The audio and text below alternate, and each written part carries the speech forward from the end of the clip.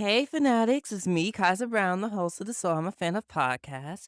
And I'm here to tell you that no, we don't have any new trivia for you today, but I do have a challenge that you might enjoy. Let's see how many of you can guess how many times Sabrina mispronounces Adora's name as Andor throughout the podcast. This is sure to get on her nerves, so let's get to counting. Woo!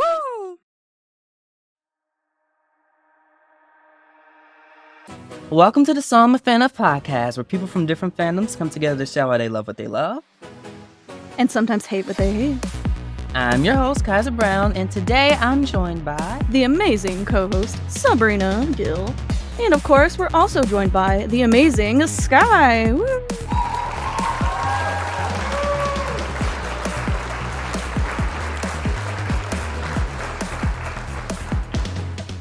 Yay! Everybody's here. So, we're now going to be talking about She-Ra and the Princesses of Power, not to be confused with She-Ra, Princess of Power, because two different shows. But anyways, Sky, I want to ask you, you're such a big fan of She-Ra and the Princesses of Power. What makes you such a fan of the show? Why do you enjoy it so much? Honestly, I just love just everything it kind of stands for, like with the diversity, with just all the inclusivity of it and the feel goodness of it. I just love it so much. And the animation is beautiful. Sabrina, you just got into it. What do you think about the show so far? I really like it so far. As I admitted last episode, I got really excited into watching it, and we had set episodes we were supposed to watch, and I just kind of started watching the show because I really liked it. Sky and I are both big fans of a couple different shows, like especially like Steven Universe and whatnot. So I knew the show, I was gonna enjoy it. I wasn't sure how much. Like I wasn't sure if it was gonna be like, oh, this is exciting while I watch it and then I let it go. But very likely I will be continuing to watch all 5 seasons. So that's my life. Sky, are you a big fan of magical girls? Because like She-Ra and He-Man are really just like magical girl shows. Are you a big fan? I used to be like really big into like anime and stuff. I never touched like magical girl stuff. Really? But me and Sabrina's friend Hannah, she really likes to make fun of me and saying, you do like magical girls, like you're just lying to yourself. And I'm like, I guess that's kind of true. Because I love She-Ra. I love her little transformation moment. Like, so I She's guess, not yes, wrong. I do like magical girls. She-Ra's transformation was awesome. Yeah. I was talking about this because after She-Ra, we're going to be talking about Masters of the Universe. At the end of the Masters of the Universe Revolution show, He-Man and Teela had like this duo transformation, and I fainted because I was like, whoa. That it looked too good. That's all I'm gonna say. They looked too good. I had a moment, and so like She-Ra, like I just love. It's something about just like magical girl transformation sequences that are just like really fun. It just adds a little bit of like oomph to a show. You know what I mean? It makes them better. You know what I mean? Just being. I wish like if superheroes existed, that would be my choice. I'll be like a magical boy. I'll have my transformation sequence transforming. Oh, 100%. Yeah, I could see that. obviously, like I feel like Oh my God, Like yeah. Winx Club style. not Winx Club style. More. I mean, maybe the original ones. Man, I used to. You're Sailor Moon. We get it, okay? Not Sailor Sailor Moon. Moon style either. Maybe just a little bit of Sailor Moon in there. I'll be like Precure style. Well, what you crazy? Because I like Precure a lot. Because those are even longer. You get gadgets with it too. Because Sailor Moon, you get your little things, but you get gadgets that turn into weapons and weapons. I forgot. Like Kaiser you get all the needs the stuff. full Then you moment. good at hand-to-hand combat too. So you got it all. You got the super strength. You don't fly, but you can jump real high. You know, well, some can fly, but it's all the good things. Okay, so She-Ra and the Princesses of Power. I'm going to read the synopsis of the show, and then we'll get into it because we watched season 1, episodes 1 and 2, and season 1, episode 8. So She-Ra and the Princesses of Power is set on the planet Etheria and follows the stories of Adora and Catra, orphans who are raised to be soldiers in the Horde. They are part of an evil army led by Hordak, a tyrannical despot who dreams of conquering the planet. One day, after getting lost in the woods, Adora finds a magic sword that transforms her into the legendary Princess of Power, She-Ra. After learning that the Horde is actually evil and has been inflicting suffering on Etheria and its inhabitants, Adora decides to join a rebellion in a fight against the Horde. She helps rebuild the Princess Alliance, a league of kingdoms ruled by other magical princesses. Adora's newfound allegiance to the rebellion pits her against Catra, her former best friend, whose feelings of betrayal and abandonment twist her personal ambitions and lead her to become Adora's archenemy. Much of the show centers around their conflict. That's a lot of stuff. So we're going to start with episode 1, The Sword, Part 1. Adora, a young cadet who lives a sheltered life in the Fright Zone, is promoted to Force Captain of the Horde, an evil army led by Lord Hordak that rules most of the planet Etheria. To cheer up her best friend Catra, who is not to be permitted to participate in the upcoming attack on Thamor, Adora sneaks away with Catra to the Whispering Woods. After accidentally crashing their ship in the woods, Adora finds a mysterious sword and begins having visions upon touching it. She is found by Catra, and they return to the Fright Zone. Haunted by dreams about the sword, Adora returns to the Whispering Woods later that night to find it. While there, Adora encounters Bo and Princess Glimmer, members of the rebellion, the army opposing the Horde. Glimmer and Bo fight with Adora to acquire the sword when a giant spider creature appears. Adora ends up grabbing the sword and transforms into a large warrior princess. That's an interesting way to describe it, but yes, a large warrior princess. Okay, guys. So this episode had a lot going on. So overall, like, what did you think about it? I thought it was a great first episode. Like, I think it had a lot of good information, left us hanging a bit at the end. It made me want more, obviously. I just thought it was super interesting. I love how they went about it. I love when shows do this where like kind of Mhm. like the first 2 episodes are very like closely linked. Like you have to really watch the first 2 episodes to get like the whole like and it gets like Mhm. initial picture of this world where they feed into each other real well, and it kind of like ploys you into watching more when maybe you don't and it like you tend to be like, oh, I'll just watch the first episode. And it's like, oh, but you need episode 2, you Yeah. know, like oh ha ha.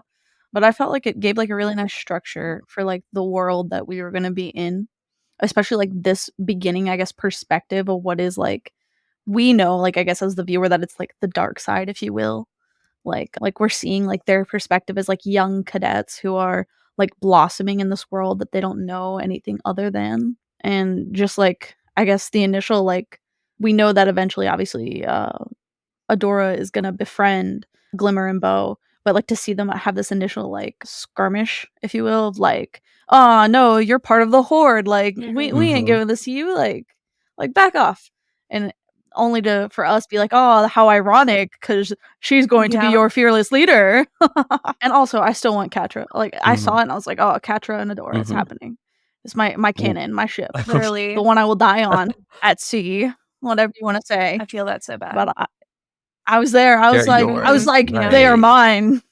I'm gonna be honest. Okay, so when I watched the first season at first, I'm gonna say, because I really do like the show, I enjoyed it more the first time I watched it than the second time I watched it. And I think because I feel like the season, it kind of has a rough start because like I liked it, but I feel like it took a little bit of time to kind of get into like it was some exposition and stuff. I dislike that it was kind of flat looking when it came to like characters, not the backgrounds, but like some of the characters were kind of flat. Because I'm trying not to like get hard on it because I actually really enjoy this show. I just think that it kind of had like a little bit rough start. I loved Shira's design. I loved Bo and Glimmer's design. I guess I didn't like Adora's design. That's the character I didn't like because for some odd reason it looked flat. It was something about the ponytail or something. That just kind of got off. That kind of got me off. I was like, some things. So, I get where you're coming from, but I almost feel like that's intentional because I feel like it's this idea that she starts off as this very base, like, very unsuspecting, what will later be, like, our hero or, like, Yeah. our victory bell. So, I get what you mean, like, that she's weak, like, character design-wise, but I feel like that was done at least maybe I'm giving them more credit than it's worth. Like, maybe I'm like, "Oh, they're doing it on purpose," and they're not, but in my heart, I'd like to think that this was done intentionally as, like, a way to let her have, like, what will be, like, her rise from grace. Like, obviously, we know the Yeah. transformation into She-Ra is coming, so it's meant to be that, like, very stark difference from who she started as to who she transforms into.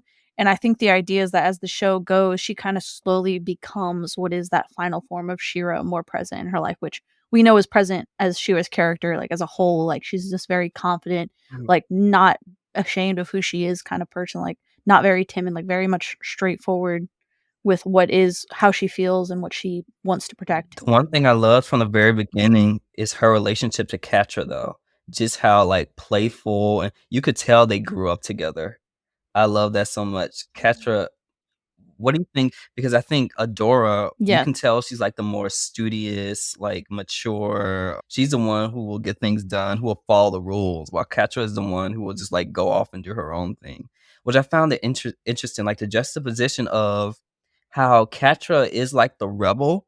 Like, when you think about it, like, if tables were turned, do you think I feel like Catra would be more likely to be the one that will join the rebellion because she was like the more rebellious one, right?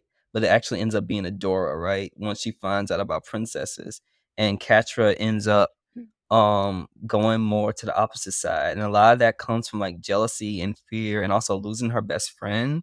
Why do you think Catra didn't? I'm gonna skip a little bit to the second episode, but Why do you think Catra didn't join Adora when she invited her to come and join, like, the princesses and stuff? Why do you think that is?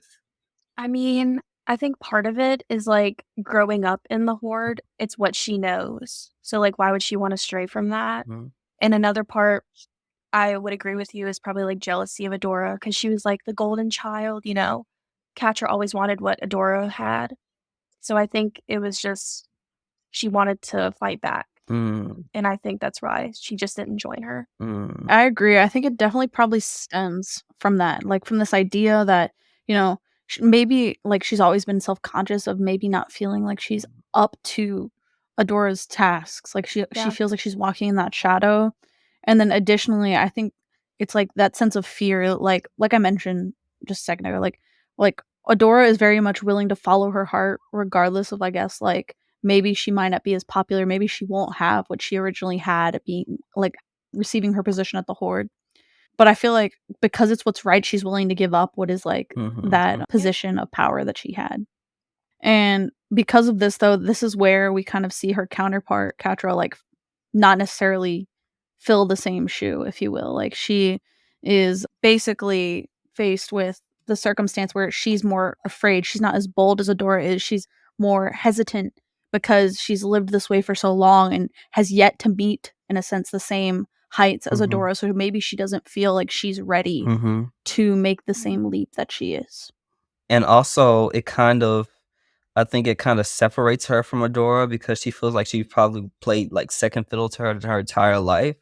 Her staying on the other Yeah. side gives her the opportunity to, like, have a voice of her Mhm. own and have her, like, be at the top, because now that Adora's out the way, she can be the one who, like, gets all the praise, the glory, who can be the one who leads them. Obviously, she doesn't really get, like, praise and glory, especially in, like, the first season. You see that she is in a very abusive relationship with they have a very abusive relationship with what's the villain name? Shadow Weaver Shadow Weaver, and Shadow Weaver is a and real Hordak. and Hordak Yeah. too, and that's very interesting, and I find, like, their relationship is just, like, the juxtaposition between those 2 and seeing how they grew up in a similar way, but how they were treated so differently as well. What do you think about, like, Shadow Weaver in, like, these episodes? Like, what was your first impression of them? My first impression, it was just so obvious that her favorite, child, I guess, that's a loose term, was Adora. She wanted to raise Adora in a specific way to make her the captain of the Horde. And Catra, like I said, wanted it so bad, and Shadow Weaver just wasn't very kind to her, Mhm, and she put her through a lot of trauma. So I was kind of against her, but she has quite the mhm, story into the episodes, mhm. so yeah, without spoiling it. Yeah. I like we see a lot of like roles that are very similar, I guess, to this one, where it's the idea of what is this caretaker, if you will, of these adolescents. Like very classic, like Orphan Annie, if you will, at the orphanage, Miss Hannigan who takes care of them. Though there is not like a sense of, I guess, favoritism in that environment. In this one, I felt like like you said, she had this very blatant sense of favoritism to Andorra. She almost had, like, this idea of, like, what I felt was, like, this beginning of Mhm. at least a taste of, like, what is, like, this obsession with, like, that position and, like, filling it with Andorra. And, again, I haven't seen much, so I don't even know what kind of personal growth that is gonna result of, like, this and where it's stemming from. But it's almost, I guess, like, maybe, like, my theory is right now is that she might be connected to, like, the abduction of Andorra, and as a result, has a lot of hopes in what she can become because she knows of where she hails. And because of this too, it's again that idea of, like, maybe she's connected to, like, the masters of the universe, if you will, and I don't know about it. And, like, it's like that's a subconscious vendetta connected to that obsession is like, why does she want so badly to put Andorra in this position? Like, what underlying, like, context is there that I don't have access to?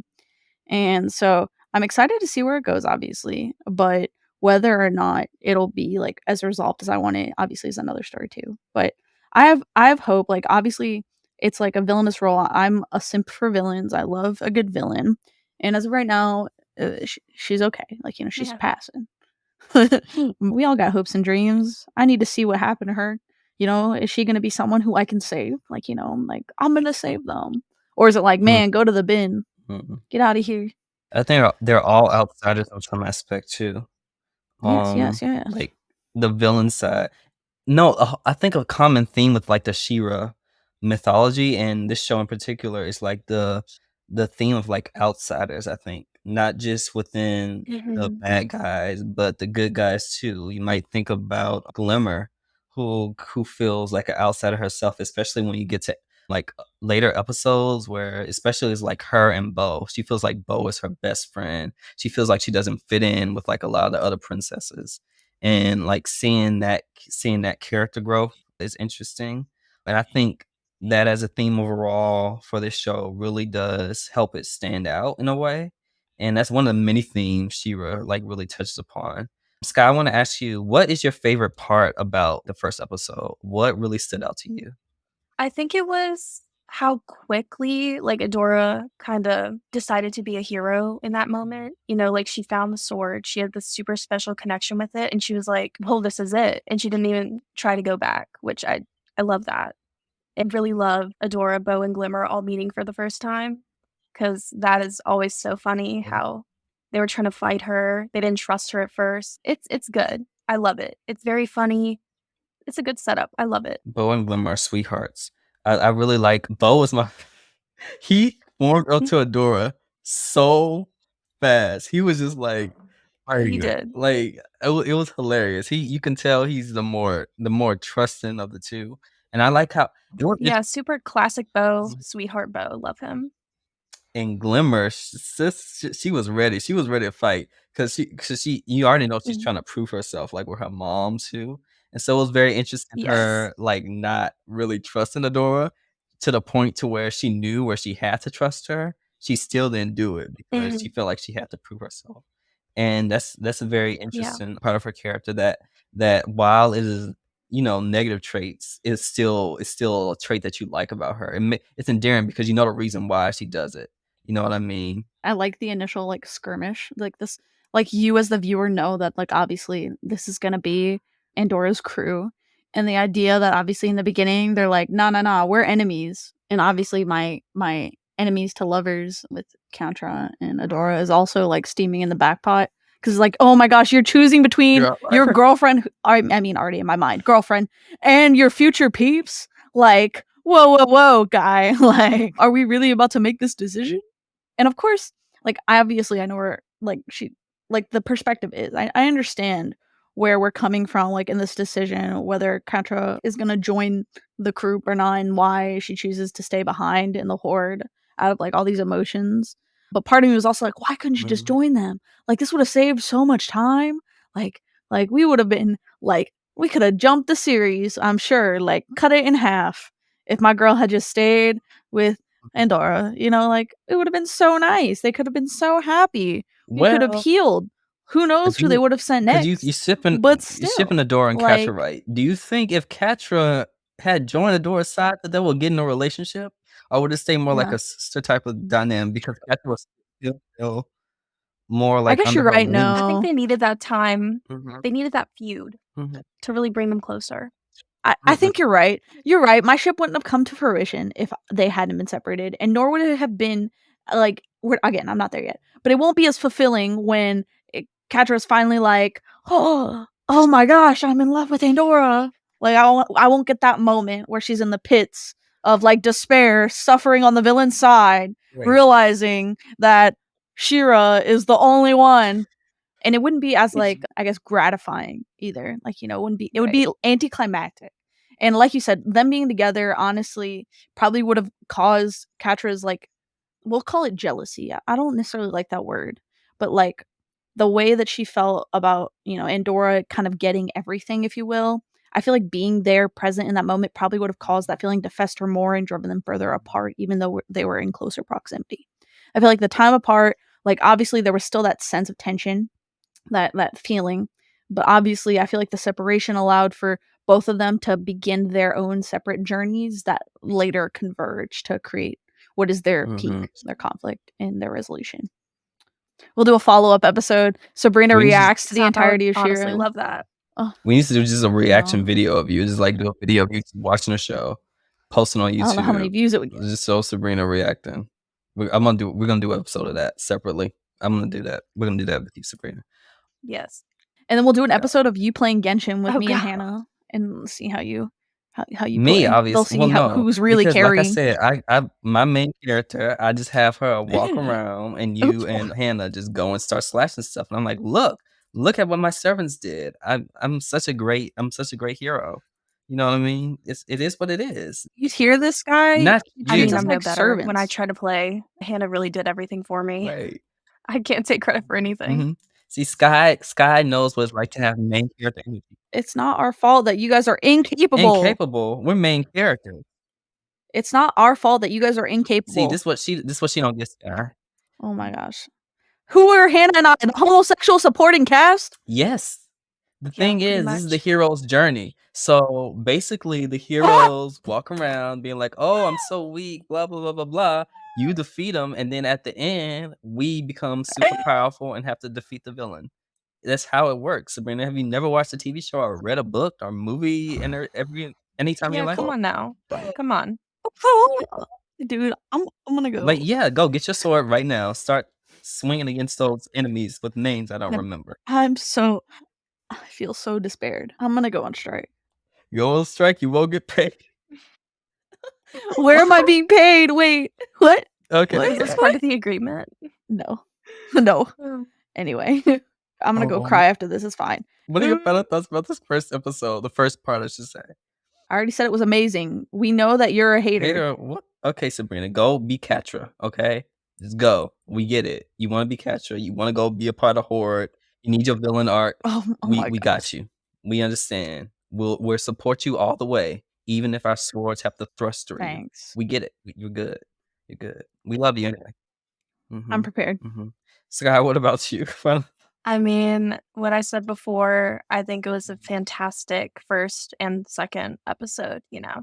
It really pulls you in, makes you want more, which I love. Oh. What about? Oh, I just thought about it because I can tell like the Adora in the first ones and her like knowing the first one's language and stuff like that, and how she learned their language, like the lore that they are able to put in, the mystery that they're able to set up. I'm just gonna ask you, Sky, since you've seen the whole show, how long does it take us to figure out the mystery of She-Ra and her history, like the first one, like with what's the character name? Hope. I can't remember. I'm Hope. losing the name. Light Hope. And I wrote history on it. Like the relationship. How long does that take? Because I need to know before I start. I'm trying to think of like an exact kind of area. I really think it's towards the end of the second season because they drop little hints now and then. Like she'll be able to read something on the Crystal Castle. She like everything responds to her. Like it's clearly like something special with her. And she just has all this random knowledge and she can read first one's language. It really sets it up good.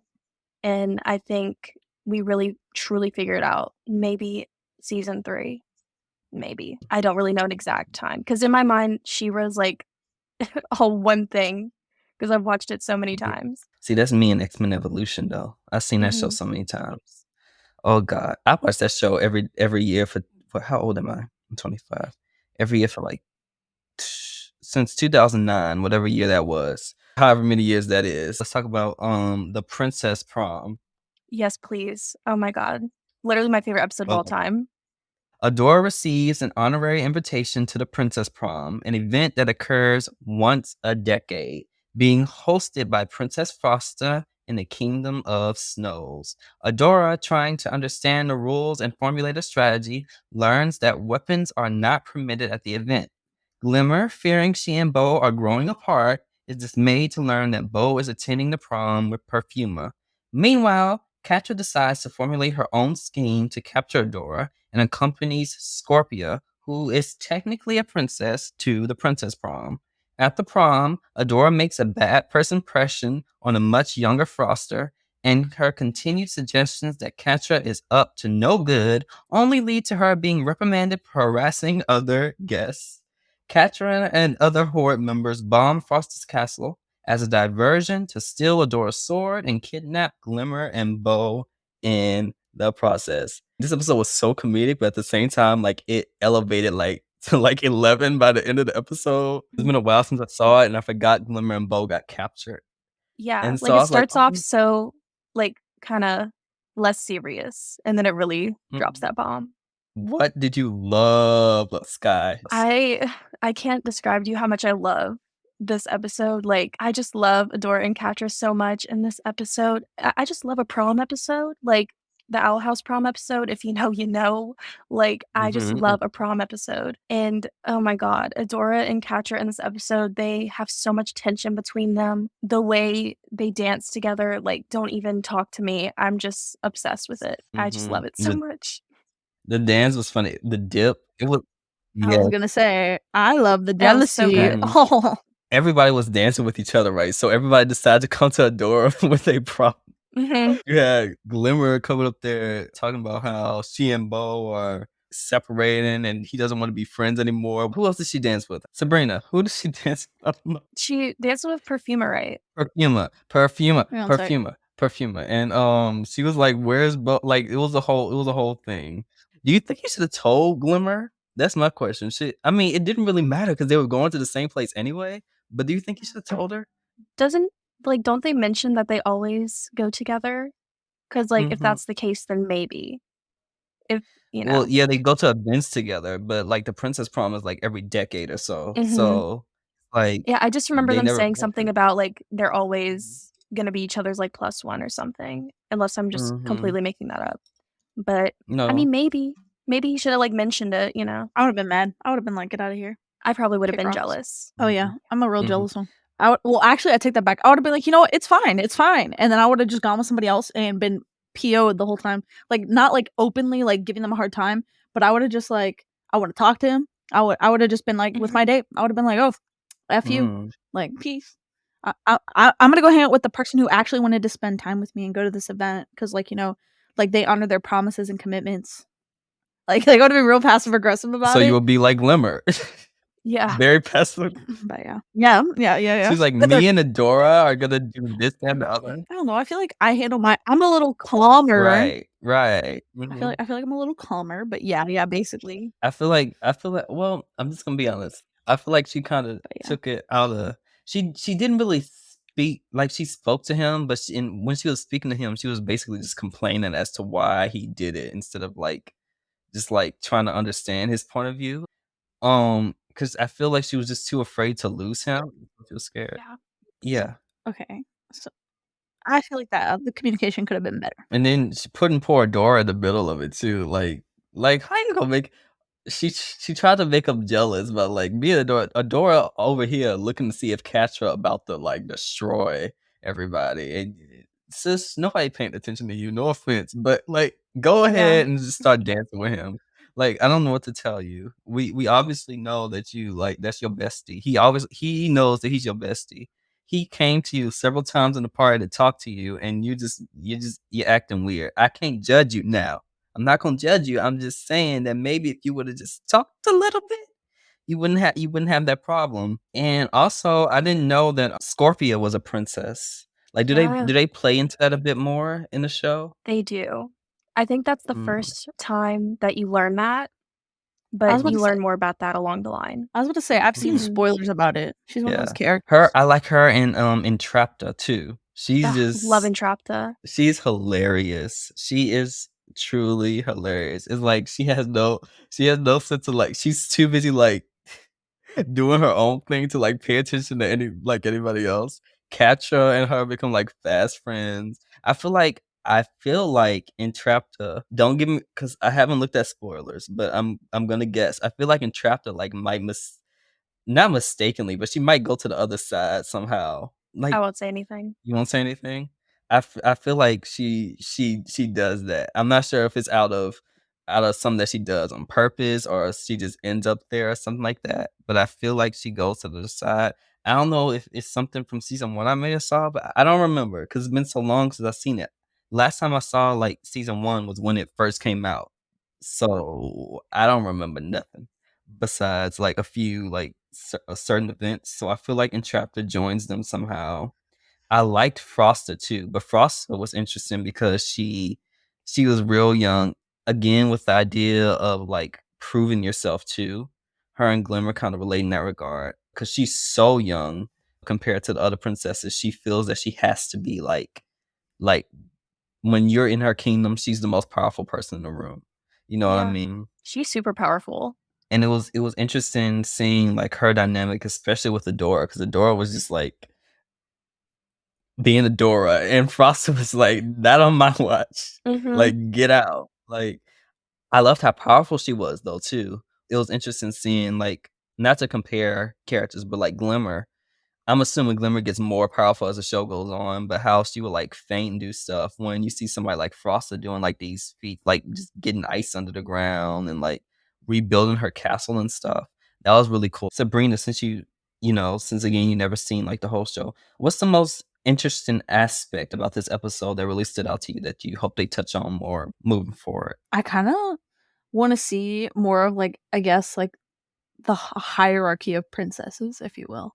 Like, we kind of see, obviously, like, the beginning, like, we see a variety of princesses and, like, different perspectives and, like, where they stand, if you will. Like, obviously, princess titles are often things, like, inherited, at least canonically, like, in history, like, your family is of royalty, that's how you're a princess. Or, like, you do such deeds that, like, you're awarded the title of princess. And I kinda wanna see that play, like, more of, like, a role. Like, obviously, we're seeing the beginning of, like, these different princesses trying to live up to the expectation of their title, and I just wanna see that more. Like, obviously, I am, like, we're gonna get all these princesses, and they're probably gonna each have their own, like, growth story, like, how they join the team or, like, what happens and whatnot, but I think it'll be interesting to see, like, not only how they interact with each other, but, like, conflicts that are created because I think we're kinda seeing them as, like, the other half of the coin of, like, the horde, and I would like to see it almost be, like, not this, like, duality of, like, Mhm. yes and no.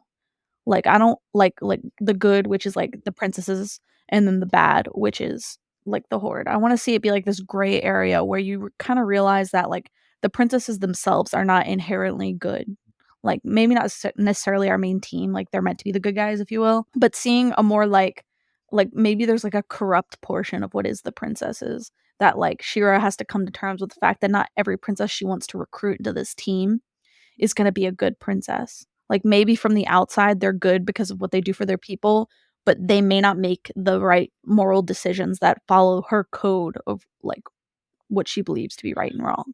And I think that would be, like, an interesting point of conflict too, where maybe there's a princess who's looking to do more harm than good than even the Horde themselves, and that offers, like, this opportunity for, like, a collaboration between the Horde and the princesses, and the teams, like, join to stop this greater evil and then proceed to go back to their, their 9 to 5 of fighting each other, if you will. And obviously, I want my girls to get together. What other ships from this show do you have? I wanna know. Like, just give them Oh. to us. Just list them all. Well, so I'm trying not okay, so, like, I got a couple, but they're, like, the stereotypical ones, and it's because so whenever I started watching, of course, my TikTok feed just kinda becomes whatever I Mhm. watch because the FBI is around, and so I started getting all these simp videos of, like, "Oh, 15 seconds of or 15 minutes of such and such and such and such being in love, and that was just my feed. What were their names? Shit. Oh, pardon my French. It's the kid show, Sabrina. But like obviously, yeah, Catra and Adora, Glimmer and Bow, that teal-haired princess and the simp Missa guy. and Seahawk. Yes. And then there was one where I saw everybody arguing about like who they're shipping Scorpio with. Cause like some people were talking about Perfuma, some people were talking about like with a couple of the other princesses where they were being kind to her, and then somebody had them shipped with Scorpio shipped with Andora's horse, like the unicorn. And I was like, why? Why are you doing this Absolutely to my not. girl? I was like, why? Where have I gone wrong? Where have I gone wrong? Because apparently they had like this heartfelt scene where Scorpio was just telling the unicorn about like, you know, like how like she like had never really got to feel like a princess, but like, you know. The one with Perfuma though was kind of real cute. Like they were holding hands dancing, and Perfuma was kind of like, "Oh, like no, you have to say in confident that like you got this, like you're doing this right." And I was like, "Okay, that's kind of cute. Okay, I kind of see it.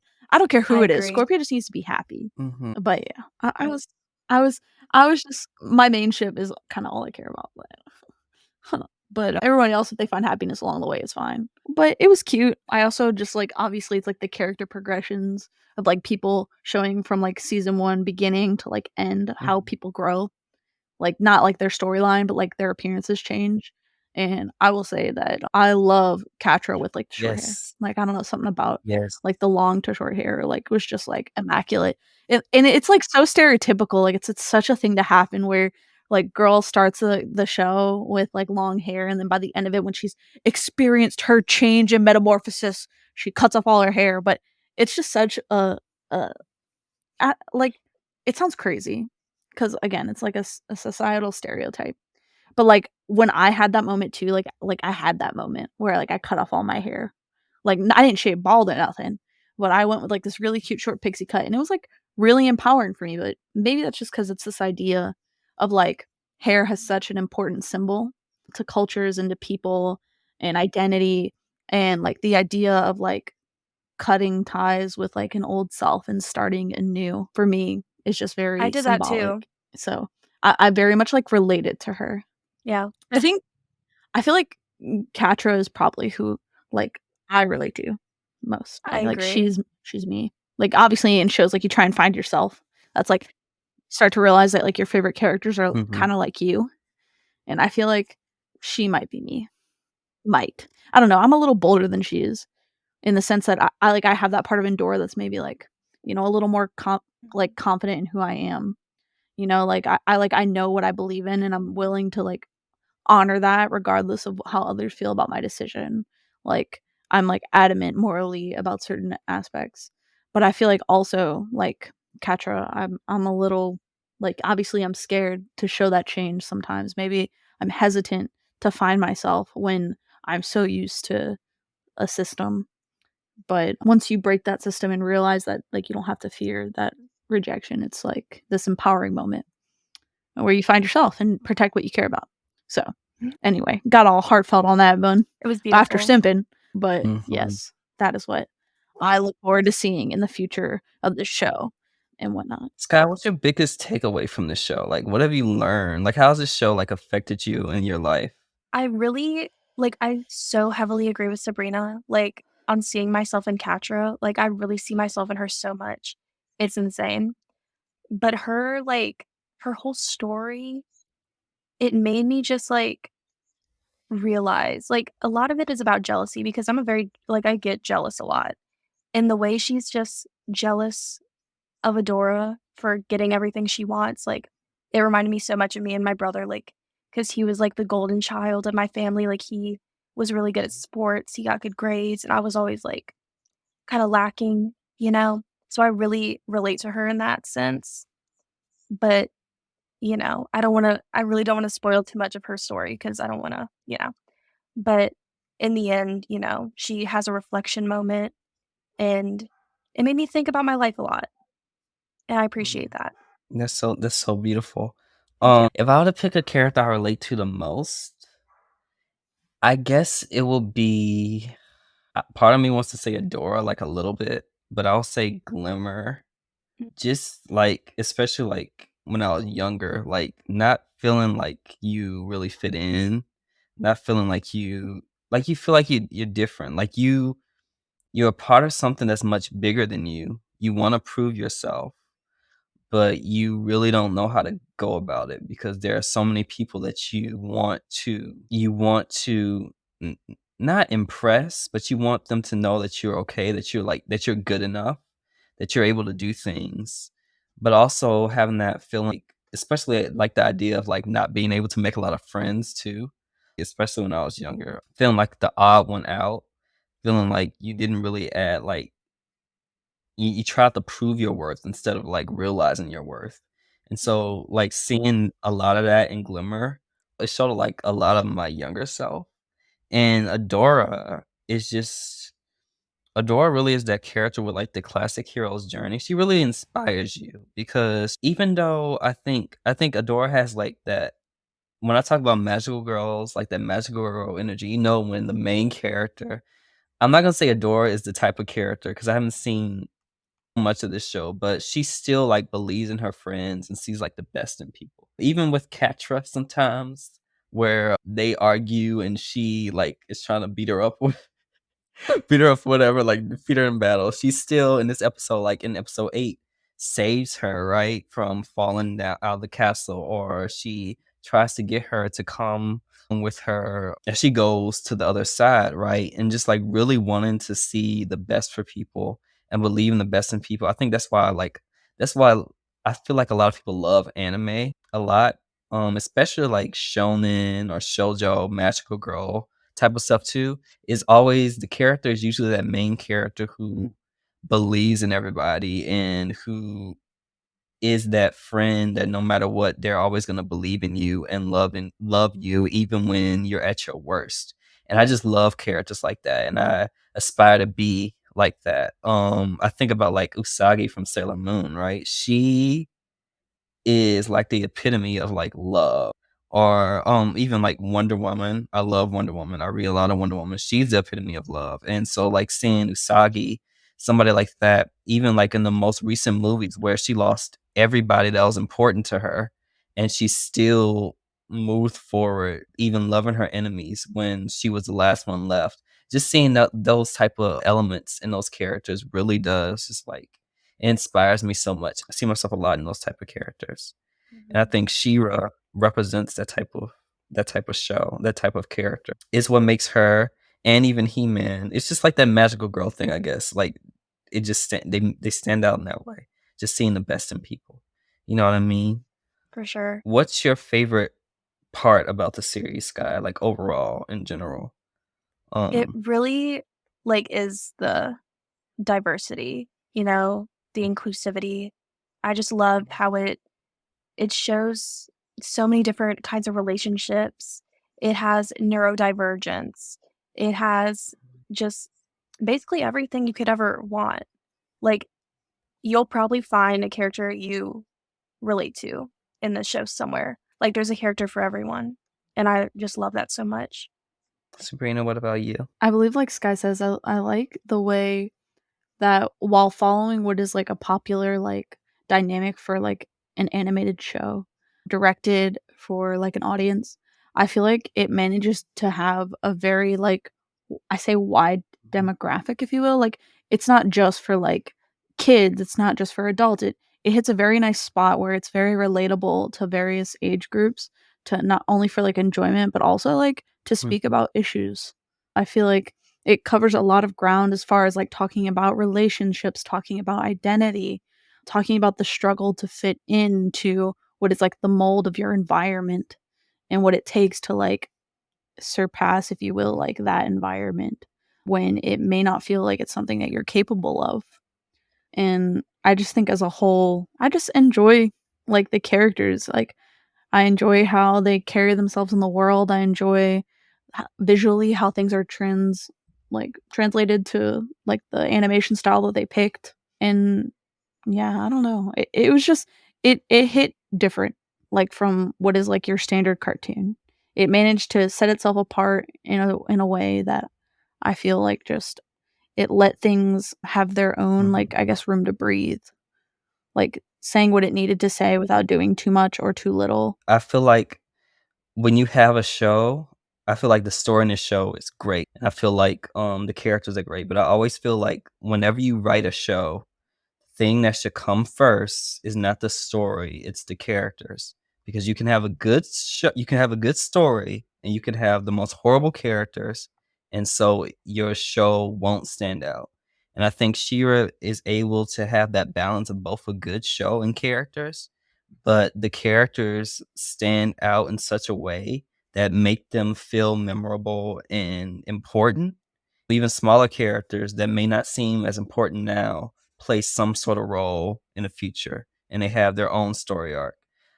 You might just see some characters. I have seen some spoilers, not a lot of spoilers, but I might say you might see some characters maybe turn the tide a little bit is what I'll say. And just like seeing characters go through that development and journey, watching shows like She-Ra makes you like realize like what makes me realize at least why I love storytelling so much. Just good characters, because when you have good characters, you really do have a show that is special, because when you have a show where people can look at that and say like that's me, or you have memorable moments with characters that you can be like I can relate to that, or this stood out to me, this influenced me so much, that really does make the show stand out, and that really does like touch people in general. Because I've seen some shows that aren't the best, you know what I mean, but still might have. She-Ra's not one of them because I like the show a lot, but like a character or two that you really relate to and really speaks to you as a person.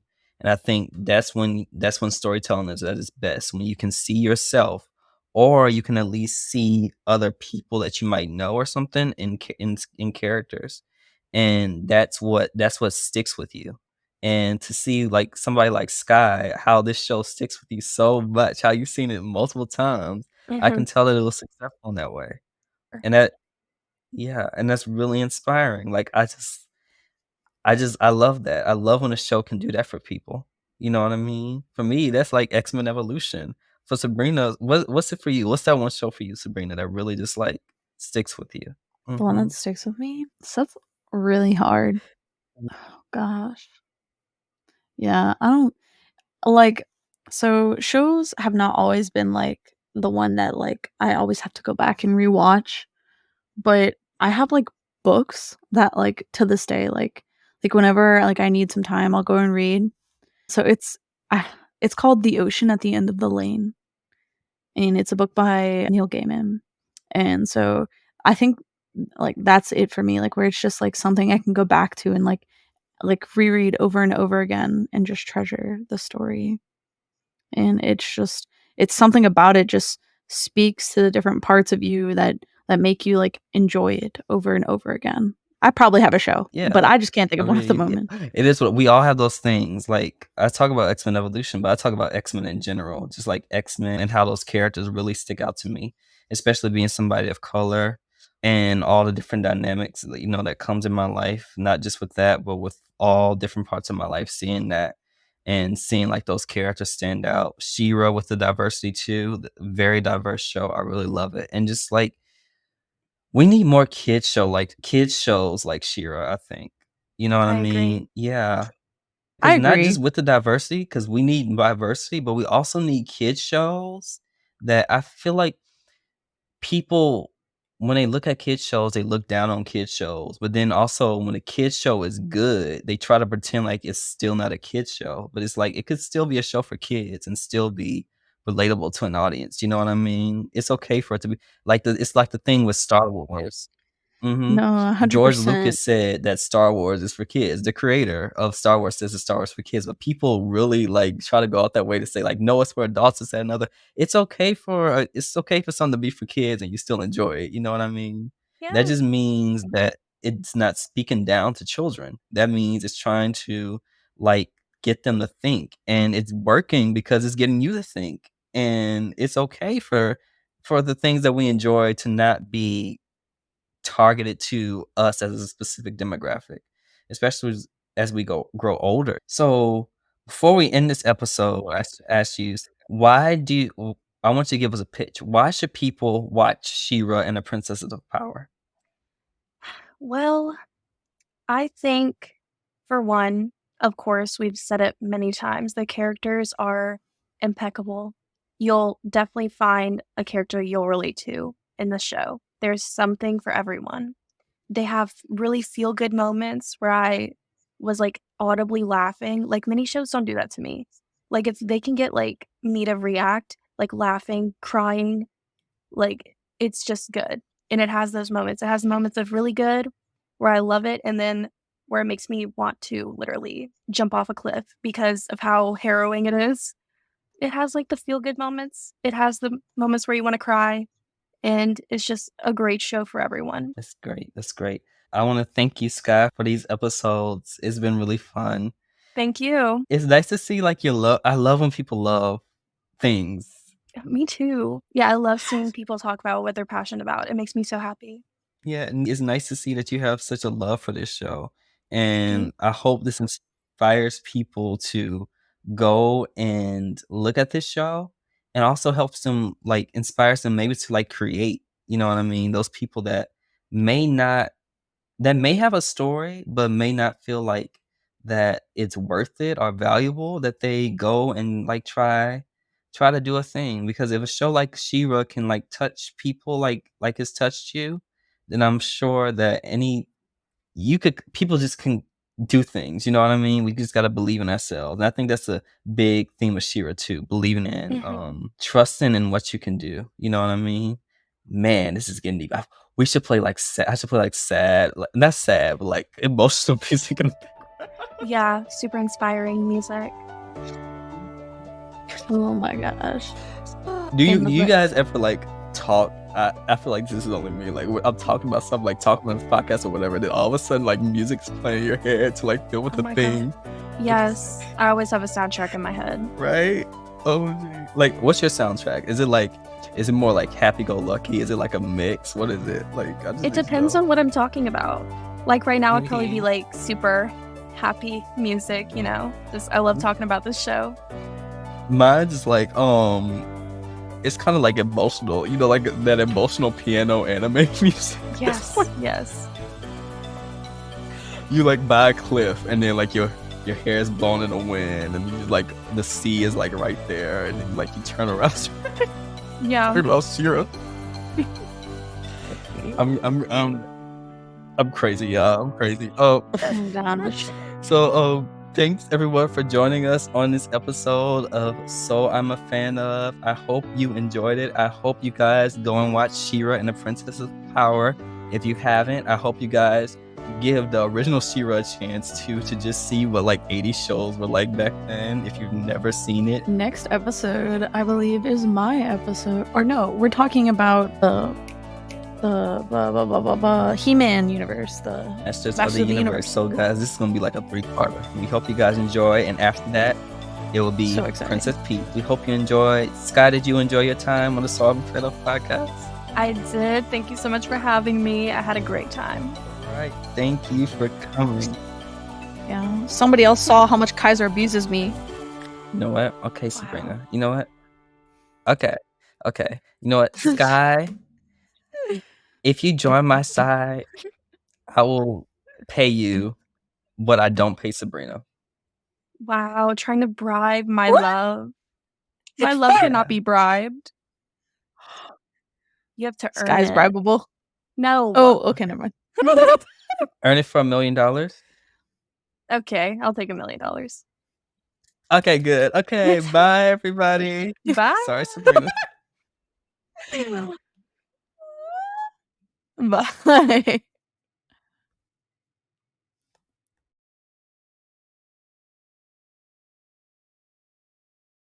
Thank you, everyone, for joining us for the newest episode of the So I'm a Fan Of podcast. Don't forget to support us by leaving a 5-star review on Apple Podcasts or Spotify so that we can reach out to as many people as we can. And you can view our socials at IAFO Fans on X, formerly known as Twitter, TikTok, YouTube, Instagram, and Reddit. And our merch at IAFOfans.com. We have lots of exciting things in store for you, so come and listen to us next time. See ya, fellow fanatics.